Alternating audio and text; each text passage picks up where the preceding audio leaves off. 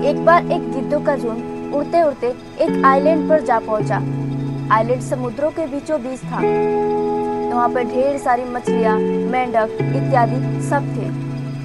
गिद्धों को लगा कि यहाँ पर खाने पीने की तो कोई कमी नहीं होगी, और इससे भी अच्छी बात यह थी कि वहाँ पर उन गिद्धों का शिकार करने के लिए कोई जंगली जानवर भी नहीं था। गिद्ध वहाँ बड़े मजे से रहते थे। उन्हें लगा कि अब यहाँ से कहीं नहीं जाएंगे, जीवन भर यहीं रहेंगे।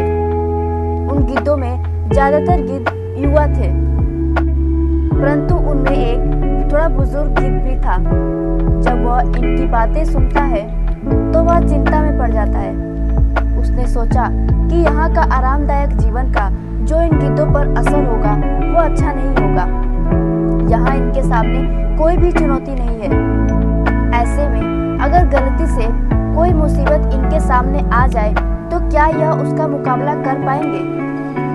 ऐसा सोचते हुए एक दिन उस बुजुर्ग गिद्ध ने सभी गिद्धों को बुलाया और अपनी चिंता बताते हुए उनसे कहता है कि अब यहाँ हमें रहते बहुत दिन हो गए। मेरा विचार है अब हमें वापस से उसी जंगल में चले जाना चाहिए जहाँ से हम लोग आए थे। गिद्धों को लगा कि यह बढ़ती उम्र के साथ थोड़ा पागल हो गया है, इसीलिए ऐसी बेकार की बातें कह रहा है। भला इतने आराम का जीवन छोड़ के कौन जाना चाहेगा? गिद्धों ने उसकी बात अनसुनी कर दी। उस बुजुर्ग गिद्ध ने उनको समझाने की बहुत कोशिश की कि तुम लोग ध्यान नहीं दे रहे हो। यहाँ के आरामदायक जीवन का आदी हो जाने के कारण तुम लोग उड़ना भी भूल सकते हो। ऐसे में यदि तुम्हारे सामने कोई मुसीबत आ जाए तो तुम उसका सामना कैसे करोगे? मेरी बात मानो, अब हमें यहाँ रहते बहुत दिन हो गए, अब हमें यहाँ से चलना चाहिए। मेरे साथ चलो। उन गिद्धों ने उस बुजुर्ग गिद्ध की बात साफ साफ अनसुनी कर दी। उन्होंने वहाँ का जीवन छोड़ने से बिल्कुल मना कर दिया। वह बुजुर्ग गिद्ध अकेला ही चला गया।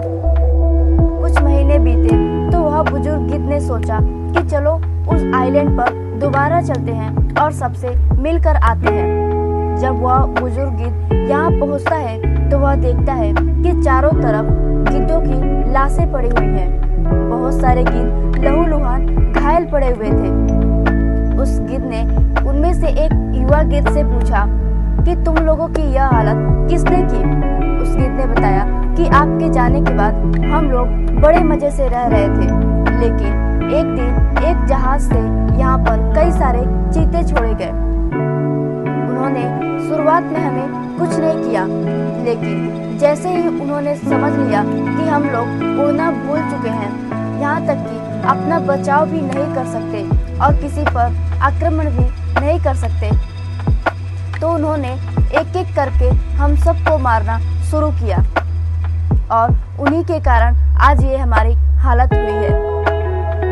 शायद आपका कहना सही था, हमें यहाँ का जीवन छोड़कर चले जाना चाहिए था। इस कहानी से हमें यही सीख मिलती है कि हमें कभी भी बिना चुनौतियों की लाइफ नहीं जीनी चाहिए। खुद को हमेशा चैलेंज करते रहना चाहिए, ताकि यदि कभी हमारे सामने कोई मुसीबत आ जाए तो हम उसका सामना आसानी से कर सकें।